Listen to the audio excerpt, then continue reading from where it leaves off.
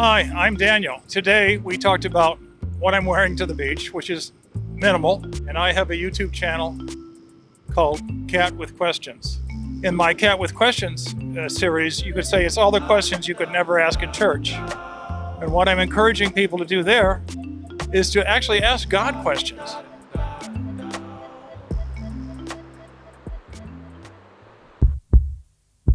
So I can look directly at the sun any time of the day I want, but if you're going to start it out, you should start out within an hour of sunrise or a sunset to get used to it. But God didn't make our eyes so we couldn't look at the sun.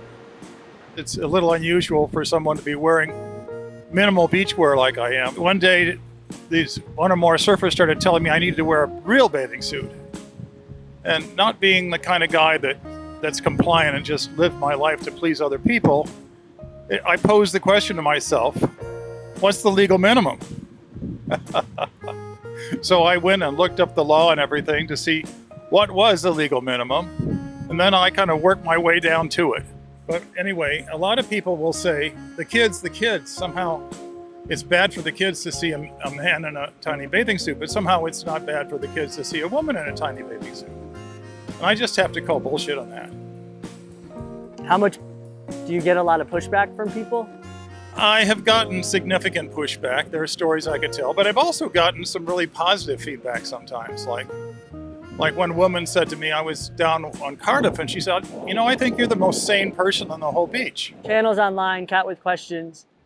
Why did you start that? What message are you hoping to get across? Well, the main message I'm trying to get across in Cat with Questions actually is that you want to look at the Bible and religion in general kind of with a sort of a modern kind of a point of view about, what's really going on here. And secondarily, I want to encourage people to realize that you can actually communicate with God. You can ask God questions to get answers. What do you think is the biggest misconception that the Bible teaches today?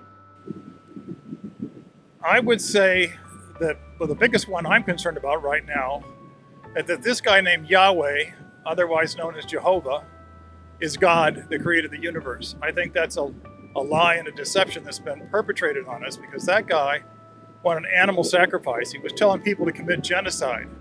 That's not God, that's the devil. You say God is love, correct? That's correct. But why do you think so much violence is written into the Bible then? Because it's not the God who created the universe. It's these other false gods, Yahweh in particular.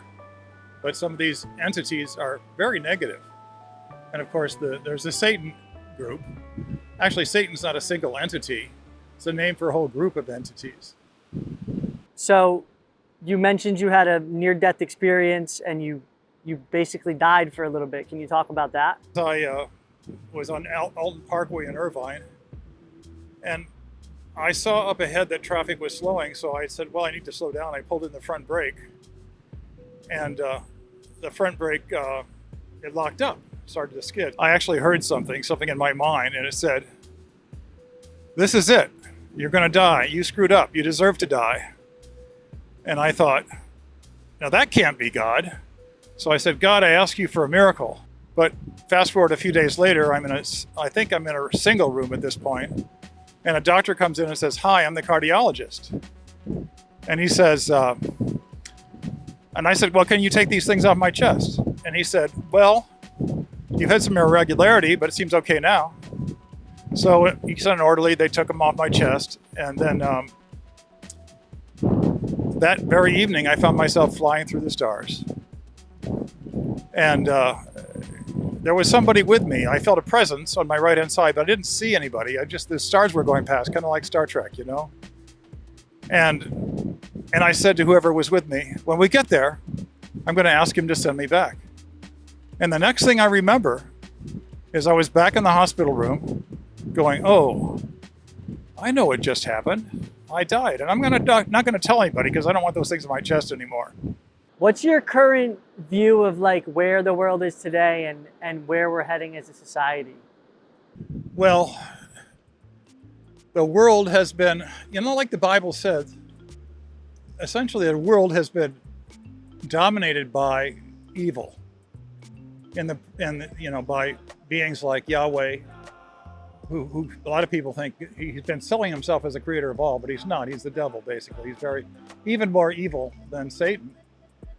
And again, it's not a single individual necessarily, it's a species. But so these guys have basically been running the world, and there's something called the cabal, the globalists, if you will, which is actually related. And it's kind of, they're, if you will, minions of these higher order negative beings. So right now there's a very active warfare against the globalists going on, and we're winning. How are we winning? It's because we're winning because all this negative stuff that comes of like the human trafficking and all kinds of stuff like that are coming to the surface. We mean, these were always going on, but now they're being revealed. So my view is that the revelation of all this terrible stuff wouldn't happen if these guys were still in control. So part of what has had to happen for us, and I believe it already has happened, is the solar system's been secured from powerful non-terrestrial beings that have been keeping us enslaved for all this time. How could it have been secured? By superior fleets, by a huge armada of very high-tech spacecraft that are just totally blow away anything else that could come. So you think when we see UFOs, is that just starting to barely glimpse what's really out there? Oh yeah, a small one of those spacecraft would be like a mile long. There are some there are some that are as big as planets. But how come they haven't bothered like us as people here? Because the ones that have taken over are friendly, and they're trying not to give people heart attacks just yet.